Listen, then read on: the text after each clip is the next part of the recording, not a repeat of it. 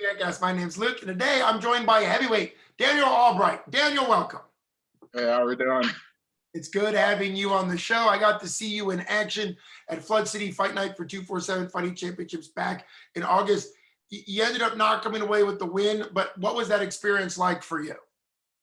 I think overall it was a good experience. It was a learning experience. I mean, obviously it didn't go the way I wanted. First two rounds, I wasn't quite there and picked it up in the third round, but didn't go my way. Well, it's good that you can kind of see yourself picking it up in the third round. I think that makes a big difference. If you can come off a round, even if the fight isn't a win, you can still learn a lot from it, which is great. You fight out of Gorilla House Gym, which is a great gym. We've had Ethan and Cam and Sid, bunch of on it. What's it been like training there, and how long have you been training with them? I've been there since I believe February of last year. And I mean, it's been a great experience, like working with Ray and Darren. Like, I feel like they've helped me like just build up my technique so much more than what it was before. I mean, before I wasn't with a gym. I mean, it was just, me in my garage, punching a heavy bag, just trying to do the damn thing. I mean, but, working with all the guys there, like, each stage is getting better. Well, talk a little bit. How many fights did you do self-training? Because I know your first amateur debut was a win by a knockout in round 2, and that was when you were self-training. So how many fights did you take when you were self-training? I've had so it was 2 or 3 before I came to Gorilla House. Gotcha. Well, what was it like? You went 1 and 2 during that time. Obviously, you started off with a great win, but what was it like realizing that you needed a gym? And then how has it been since you've been training at the gym?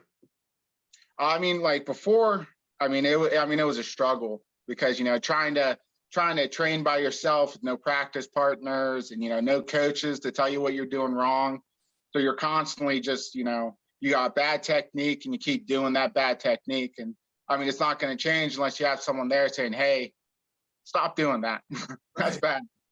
And that's been the greatest thing about, being at Gorilla House, just having everyone there, the teammates and the coaches. I mean, just especially just, because I had, some rough technique coming in, especially with my, with my striking and stuff. And, working with Darren and Ray, and I mean, even Ethan and Sheldon and Cam and all those guys there. I mean, I can see from before I came in until now, there is a big difference. What was your athletic experience prior to fighting? You made your debut in 15. What was your kind of athletic background to be comfortable? And obviously you won by knockout. So what athletically led you to want to do MMA? I wrestled in high school. I think that was probably the biggest thing. I've always been a fan of, mixed martial arts, and I'm a competitor. So, I mean, I always know I wanted to go to, the next level with something. And I knew probably MMA was going to be the best track for me.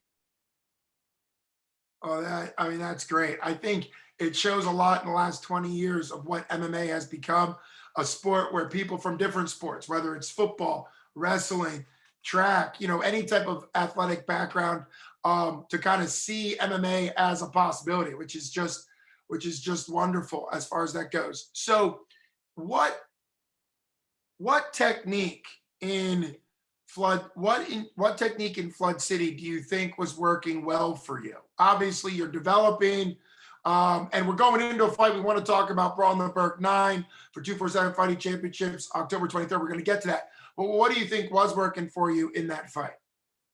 I mean, I felt like some parts of my striking, not all of it, some parts of my striking were, pretty good. I landed some good shots, some decent kicks, but I just wasn't following up with anything. Then, I mean, even with, I think my wrestling was a big help too, because he took me down, and I think it was the first round, and, I was able to get back up, and then I was able to, take him down in the third round. And, I felt like I really controlled the situation on the ground. But, try to get some submissions, but there was an arm bar there that I just couldn't get. I didn't have good control over it. I mean, when we ended up rolling on the ground, I was in a leg lock situation, and I heard the ref saying, because of it being amateur, it's like no leg locks, and I wasn't even thinking. I was like, okay, so I guess I got to scramble out of this situation and find something else. But probably my wrestling was the best part of that that fight. I was able to control the situations there. Just wasn't able to finish anything like I wanted to. And well, in talking about wrestling being a strength in your last fight, you're going to be going up against Cody Gamble, who is, I think, known as a wrestler, has wrestling background. So how do you think you match up against him going in? Have you seen him fight? Have you watched his stuff? How do you think you match up against him going into October 23rd at the Monroeville Convention Center? I mean, I feel pretty confident. I mean, I seen him fight at the May 22nd card. All right. I don't remember the gentleman he was fighting, but he was able to finish it in, I believe, the first round. I mean, he seems like a tough competitor. He's someone that I'm going to have to be on my toes, and it's going to be a barn burner probably. How do you see it going? Barn burner makes sense. Heavyweights, people love to watch heavyweights. That's one of the things that's so exciting about MMA, whether it's debuters. You guys both have experience. You've had 4 fights. He's had 3 fights. You're starting to kind of build up, both of you, as heavyweights, which is exciting to see technique increase. But what do you see for yourself as a prediction for this fight? I mean, I don't really make predictions. I mean, that's not really my style. I mean, I just plan to go in there and fight my fight. Like, I'm just gonna go in there and I'm gonna give it all I got. Try to stop any takedowns that comes my way. And try to take him down. Finish the fight. Well, it'll be great to see that fight in action. I'm sure you're selling tickets, so it's important that people get tickets from you or from the gym. I know that both do it, and it'll be a great night at Monroeville Convention Center, which is super exciting. 247 is really increasing the shows it puts on, the fights it puts on, which is very exciting. What are your thank you lists or people that you want to shout out, since you have the opportunity now to let people know that you appreciate them as you prepare for this fight?